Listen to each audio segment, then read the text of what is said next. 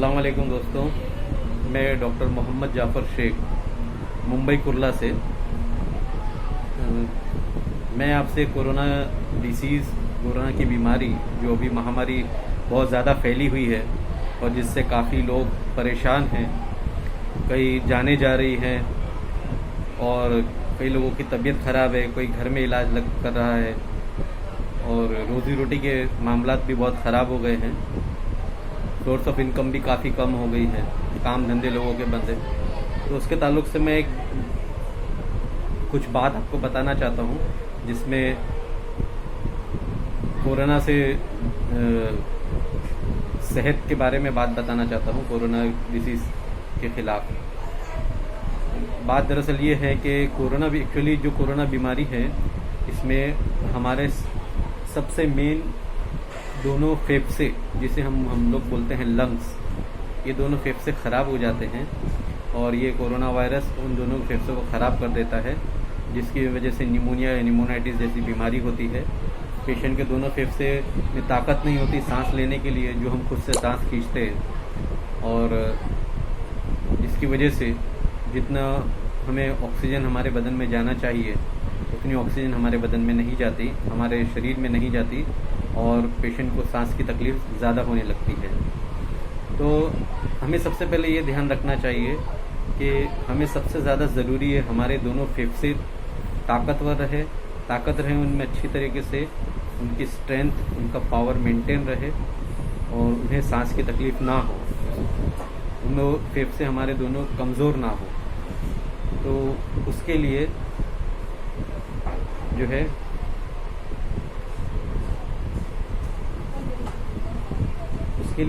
हमें क्या करना चाहिए। सबसे पहले हमें ज़्यादा से ज़्यादा पानी का इस्तेमाल करना चाहिए, ज़्यादा से ज़्यादा हमें पानी पीना चाहिए। कम से कम 4 से 5 लीटर पानी हमें रोज़ का पीना चाहिए। ये गर्मी का मौसम है जिसमें ज़्यादा से ज़्यादा पानी शरीर से ख़त्म हो जाता है, कम हो जाता है पसीने के कारण, और वैसे भी हम लोग पानी कम पीते। अब तक मैंने जितने भी पेशेंट इतने सालों से देख रहा हूँ, हर पेशेंट लगभग, अगर उनको मैं अच्छी तरीके से पूछता हूँ तो वो बताते 2 से 3 लीटर पानी पीते हैं। और गर्मी के मौसम में तो 2 से 3 लीटर पानी कोई मायने नहीं रखता। और हमारे शरीर के हर बारीक से बारीक काम के लिए पानी की बहुत ज़रूरत होती है। हमारे फेफड़ों में भी पानी होता है, लेकिन वो उस अलग फॉर्म में होता है। बिना पानी के शरीर में कोई चीज़, कोई सिस्टम काम नहीं कर सकता। दूसरी चीज़, हमें कब्ज़ नहीं होनी चाहिए। कब्ज़ नहीं मतलब संडास रोज़ सफ़ा होनी चाहिए, पेट खुल के साफ़ होना चाहिए, पेट में गैस नहीं रहनी चाहिए। क्योंकि जब हम सांस लेते हैं तो सांस लेने की वजह से हमारे सांस लेते समय हमारे दोनों फेफड़े फूल जाते हैं और फूलने की वजह से हमारा पेट नीचे की तरफ थोड़ा अंदर से दबता है। अगर हम सांस लेने में हमें दिक्कत होती है, हमारा पेट नीचे की तरफ नहीं दब पाता है, पेट में गैस होती है या टॉयलेट साफ़ नहीं होती है और गैस बनती है, हथेलियों में गैस जमा रहती है, तो हम सांस बराबर नहीं ले पाते और अंदर ही अंदर दोनों फेफड़ों में सिक्रीशन, कफ जो है, जिसको कफ बोलते हैं आम लोग, वो जमा होते रहता है और इन्फेक्शन अंदर ही अंदर बढ़ने के लिए बढ़ता रहता है। उसको एक जगह मिल जाती है अच्छी खासी, जहाँ पे वो जो है और पनपते रहता है, बढ़ते रहता है, ग्रो होता है इन्फेक्शन। तीसरी चीज़, रोज़ाना दिन में कम से कम 2 से 3 मरतबा डीप ब्रीदिंग एक्सरसाइज करें। लंबी सांस ले, 10 से 20 सेकंड तक उसको रोक के रखें, पेट अंदर खींच के लंबी सांस ले और छाती फुलाएं और 10 से 20 सेकंड तक सांस रोक के रखें, फिर उसको छोड़ दें आहिस्ते आहिस्ते। फिर थोड़ी से 2-4-5 सेकंड बाद फिर एक लंबी सांस खींचें और 10-15 सेकंड तक उसे 10-20 सेकंड तक उसे रोक के रखें, फिर छोड़ दें। इस तरीके से ये 10-20 मरतबा करें और दिन में 3 मरतबा करें, सुबह में एक बार, दोपहर में और शाम में। इससे हमारे लंग्स हेल्दी रहते हैं, लंग्स को डीप ब्रीदिंग एक्सरसाइज मिलती है, लंग्स के टिश्यूज़ जो हैं, मांस जो बोलते हैं जिसे हम, वो भी काफ़ी मजबूत होता है, स्ट्रांग होता है। जिस तरह से लोग जिम करके अपने मसल्स बनाते हैं, वैसे डीप ब्रीथ एक्सरसाइज करके हम फेफड़े को ताकत पहुंचाते हैं। तीसरी चीज़, चौथी चीज़, सॉरी प्रोटीन का ज़्यादा से ज़्यादा सेवन करें, प्रोटीन ज़्यादा से ज़्यादा इस्तेमाल करें। कैसे? एक कुदरती तरीका है नॉनवेज खाने का। हर कम्युनिटी अपने हिसाब से नॉनवेज का इस्तेमाल करे। जितना ज़्यादा आप नॉनवेज खाएंगे, चर्बी फ्री, ऑयल फ्री, मसाला फ्री, जितना ज़्यादा आपका नॉनवेज कंजम्पशन रहेगा, ऐसा भी नहीं है कि रोज़ाना खाएं, थोड़ा नॉनवेज और वेज दोनों मिक्स करके रोज़ाना बना के खाएं। जितना प्रोटीन आपके लंग्स को मिलेगा, आपके बॉडी मसल्स को मिलेगा, आपके बॉडी के हर टिश्यू को मिलेगा, उतना अच्छा आपका टिश्यू स्ट्रांग होगा। सिर्फ जो है वेजिटेबल से बात नहीं बनती है, नॉनवेज का भी कुदरत ने सिस्टम रखा है, वो नॉनवेज का भी ज़्यादा से ज़्यादा इस्तेमाल करें। इसके अलावा जो है आप जितना हो सके जो रेगुलरली बताया जा रहा है, डिस्टेंस मेंटेन रखें, हाथ मुंह अच्छी तरह से धोएं, मास्क लगा के रखें, है ना, ये सब चीज़ें करें। और ख़ास बात, जो लोग नशा करते हैं, सिगरेट, बीड़ी, तंबाकू, दारू, चरस, गांजा, अफीम, जो खींचने वाली चीज़ें हैं, पीने वाली और खींचने वाली, जो खींचने वाली चीज़ें हैं वो सांस के ज़रिए हमारे दोनों फेफड़े में जाती है और फेफड़े को कमज़ोर करती है। और जो पीने वाली चीज़ें वो पेट में जाती है, जिसकी वजह से हम खाना पीना, हमारे को भूख नहीं लगती। जैसे दारू वगैरह जो ज़्यादा पीते हैं, ताड़ी पीते हैं, ये सब बियर वगैरह पीते हैं, तो पेट में जाने के कारण हमें भूख कम लगती है, लीवर और डाइजेशन ख़राब होता है, और उसकी वजह से हम जो है पेशेंट को भूख कम लगने की वजह से उसका खाना पीना, डाइट कम हो जाता है, खाना पीना बदन में जाना कम हो जाता है और वीकनेस उसकी बढ़ जाती है।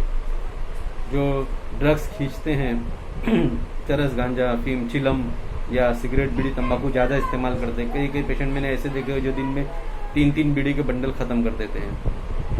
तो मैं चाहूँगा कि वो लोग जो है फ़िलहाल के वक्त में इन चीज़ों का इस्तेमाल बंद कर दें, ताकि, या हो सके तो बहुत कम कर दें, ताकि उनके फेफड़े जो है हेल्दी रहे।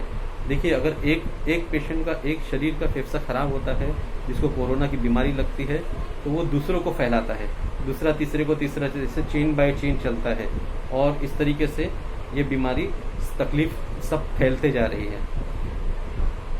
एक और ख़ास बात मैं बताना चाहूँगा कि हर साल, अब जहाँ तक मेरा अंदाज़ा है, ये बीमारी कम से कम 4 से 5 साल तक भारत देश से नहीं जाएगी। यहाँ तक कि मैं समझता हूँ शायद पूरी दुनिया से ना जाए। अल्लाह ना करे ऐसी कोई बात, मेरी बात कोई सच हो। मैं उम्मीद करता हूँ कि जल्द अज जल्द, जितना जल्दी हो सके, इस दुनिया से ये बीमारी ख़त्म हो जाए और मेरे सारी दुनिया के सारे लोग सेहतमंद हो जाए, हेल्दी हो जाए। अब सबका हेल्दी, सबकी स्वास्थ्य, सबकी सेहत अपने अपने हाथ में है। लेकिन पिछले साल और इस साल मैंने दोनों चीज़ को, एक बात को ऑब्ज़र्व की है कि दोनों साल ये बीमारी का पीक लेवल सिर्फ मार्च से लेके मई तक रहा है, और जून में आहिस्ते आहिस्ते ये ख़त्म हो गया है। इस साल भी इंशाल्लाह ये जून स्टार्ट होगा, जैसे बारिश स्टार्ट होगी, आहिस्ते आहिस्ते ये कम होगा और काफ़ी कम हो जाएगा। उस पीरियड में ज़्यादा से ज़्यादा लोग वैक्सीन्स ले लें, अभी भी वैक्सीन्स लेते रहें और आगे भी लेते रहें। अगर हम जितने ज़्यादा हम वैक्सीनेटेड हो जाएंगे, जितने ज़्यादा हम लोगों ने टीका ले लिया होगा, तो उनको चांसेस कम है। लेकिन वैक्सीन पे ही डिपेंड ना रहे, अपनी हेल्थ सबसे ज़्यादा इम्पोर्टेंट है। आप अपनी हेल्थ को मेंटेन रखें, हेल्थ को कायम रखें, और सिगरेट, बीड़ी, तंबाकू, गुटखा, गोवा, पान, दारू, चरस, गांजा, अफीम, चिलम, जो कुछ भी है वो जितना हो सके वो सारा बंद करें, कम से कम कर दें। इससे आपका स्वास्थ्य भी अच्छा रहेगा, हेल्थ भी अच्छी रहेगी, आपके पैसे भी बचेंगे, और वो पैसे कुछ खाने पीने में, जो हेल्दी चीज़ें हैं वो खाने पीने में आपके काम में आ जाएंगे। तो मेहरबानी करके मेरी इस बात को गौर करें, और जो चाहे वो अमल करे, जो ना चाहे उससे कोई मसला नहीं। इसमें कोई ना मुझे कमेंट करने की ज़रूरत है, ना कोई मुझे लाइक करने की ज़रूरत है। ये एक खरी बात मेरे नज़र में, जहाँ तक कि मेरे एक्सपीरियंस में पेशेंट्स के मैंने देखी है, और तो वो मैंने आपके सामने रख दी। कई पेशेंट्स मेरे ऐसे भी मैंने कोरोना के देखे हैं हॉस्पिटलों में, मतलब मैंने उनसे डिस्कस किया है। मोस्ट ऑफ दी जितनी भी डेथ्स हुई है, उसमें से ज़्यादा लोग जो है स्मोकर, बीड़ी स्मोकर, सिगरेट स्मोकर, या टोबैको कंज्यूमर, या कोई नशे वाले भी होते हैं, और मोस्टली 40+ वाले लोग ही हैं। तो यंग भी है, और जो नशा नहीं करते वो भी लोग हैं। ऐसा नहीं है कि सिर्फ नशे वाले ही हैं, दूसरे भी हैं। तो बेहतर है आप इन नशे की चीज़ों को बंद करें और ज़्यादा अच्छे से अच्छा खाना खाएं, अच्छे से अच्छे एक्सरसाइज करें, योगा करें और सांस की जो ब्रीदिंग से डीप ब्रीथ एक्सरसाइज भी करें और ज़्यादा से ज़्यादा पानी पिए, पेट सफ़ा रखें, कब्ज़ नहीं होनी चाहिए, संडास साफ होनी चाहिए, पेट में कोई गैस नहीं होनी चाहिए, एसिडिटी नहीं हो, मसाले तेल की चीज़ों को बंद करें, सादा खाना खाएं, चपाती भाजी राइस और थोड़ा हो सके तो बॉयल टाइप का खाएं, स्पाइसी ऑयली नहीं खाएं और फैट फ्री खाना खाएं जिसमें तेल मसाला ज़्यादा ना हो, सादा खाना हो और हेल्थ को मेंटेन रखें। हो सके तो घर में थोड़ी बहुत एक्सरसाइज भी योगा जैसी करते रहें। मेहरबानी करके मेरी इन बातों पर गौर करें और ज़्यादा से ज़्यादा लोगों में शेयर करें। इसमें कोई लाइक कमेंट की ज़रूरत नहीं है। मेरी बात जिसको समझ में आए वो अमल करे, जिसको ना समझ में आए वो छोड़ दें, कोई मसला नहीं। बीइंग डॉक्टर होने की हैसियत से मुझे जो चीज़ें समझ में आई हैं वो बातें वो मैंने आप तक पहुंचाई है और मैं चाहूँगा कि महाराष्ट्र सरकार तक भी पहुँचे। और लोग, ज़रूरी नहीं है कि सरकार का इसमें कोई इन्वॉल्वमेंट हो, ये हमें आप एक दूसरे को ये बात पहुँचाने से ही एक दूसरे के लिए हम एक दूसरे की सेवा कर सकते हैं, खिदमत कर सकते हैं। बहुत बहुत शुक्रिया। अस्सलाम वालेकुम।